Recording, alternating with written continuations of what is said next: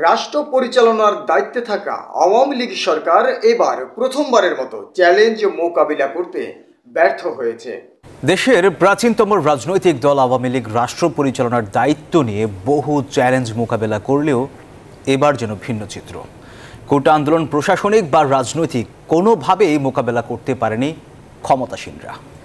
ছাত্রদের আন্দোলনে রাজনৈতিক প্রতিপক্ষ ঢুকে নিয়ন্ত্রণ নিলেও আওয়ামী লীগ ছিল কুম্ভকর্ণের ঘুমে। ফলে স্বপ্নের মেট্রো রেল, এলিভেটেড এক্সপ্রেসওয়ে সহ গুরুত্বপূর্ণ প্রতিষ্ঠান এবং প্রায় 1.5 শতাধিক জীবনের দামে পরিষ্কার হলো ক্ষমতাসীনদের সাংগঠনিক ব্যর্থতার চিত্র। কোটা আন্দোলনের তোপের মুখে সরকার নাজুক, আর এরই মধ্যে দেশ ছেড়ে পালিয়েছেন 2 ডজনেরও বেশি এমপি মন্ত্রীরা।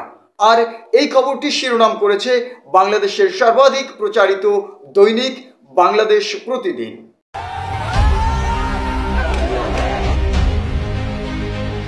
কোটা আন্দোলনে দেশের পরিস্থিতি সহিংস হওয়ার মধ্যেই অনেক মন্ত্রী এমপি দেশ ছেড়েছেন, এমন শিরোনামে দেশের সর্বাধিক প্রচারিত জাতীয় দৈনিক বাংলাদেশ প্রতিদিন একটি প্রতিবেদন প্রকাশিত হয়েছে। সেখানে বলা হয়, বিদেশে অবস্থান করা কেউ কেউ এসেছেন ফিরে। 14 জুলাই দেশের পরিস্থিতি নাজুক দেখে বিদেশ থেকে ফ্লাইটের টিকিট কেটে ঢাকা ছাড়েন অনেক প্রভাবশালী। তারা যুক্তরাষ্ট্র, যুক্তরাজ্য, Canada, Singapore, Australia, Bharat, Thailand, চীন ও দুবাই পাড়ি জমান। এ পরিস্থিতিকে দুর্ভাগ্যজনক বলে মন্তব্য করেন বিশিষ্টজনেরা। তথ্য প্রতিমন্ত্রী বলেছেন, ছাত্ররা ড্রাগ এডিক্টেড হয়ে বন্দুকের সামনে চলে এসেছে।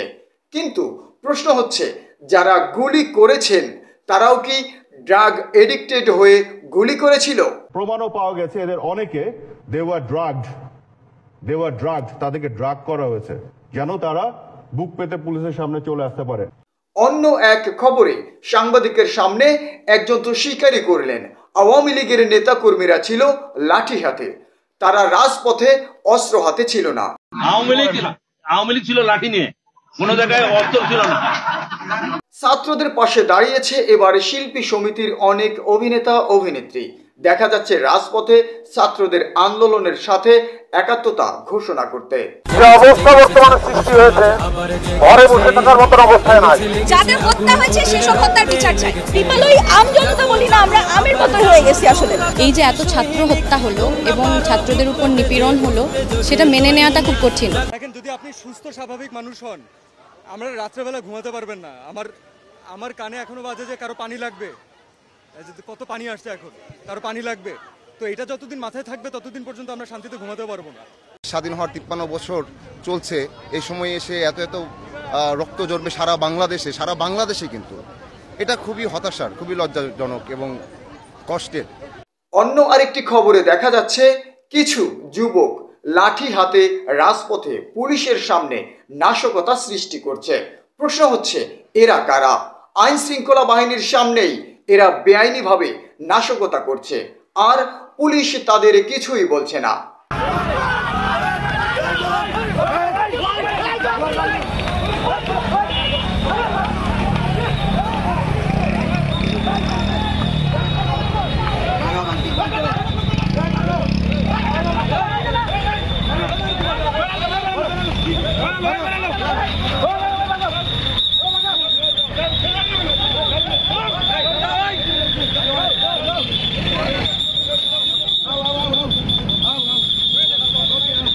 অন্যদিকে প্রধানমন্ত্রীর বক্তব্য নিয়ে এক ছাত্রী কটাক্ষ ভাষায় প্রতিবাদ জানিয়েছেন।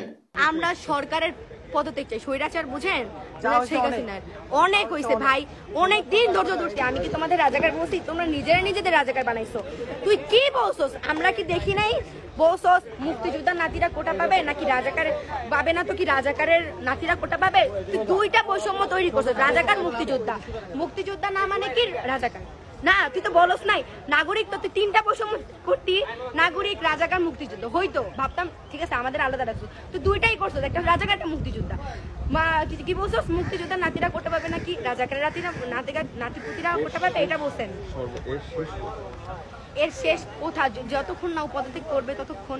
কারণ ও যদি পদত্যাগ না করে, আপনারা চিন্তা করেন, ও যদি এটা শেষ চাইতো, যদি শান্তিপূর্ণ কোনো সমাধান চাইতো, তাহলে আমার ভাইদের কেন দিলেন? কেন মুগ্ধ ভাইয়া কোনো কিছু না করে মারা গেল? সাইদের কথা বাদ দিলাম, কারণ সাইদ বুক পাইতে দিছিল। সাইদ কিন্তু চিন্তা করে নাই যে ওরা সত্যি সত্যি গুলি করবে। ও কিন্তু এভাবে দাঁড়াইছিল, ও মনে করছে যে ওর বীরত্ব দেখা হয়তো ওরা গুলি করবে না, কিন্তু ওই পুলিশটা ছিল অমানুষ। মূলত আপনারা কার পদত্যাগ চাচ্ছেন?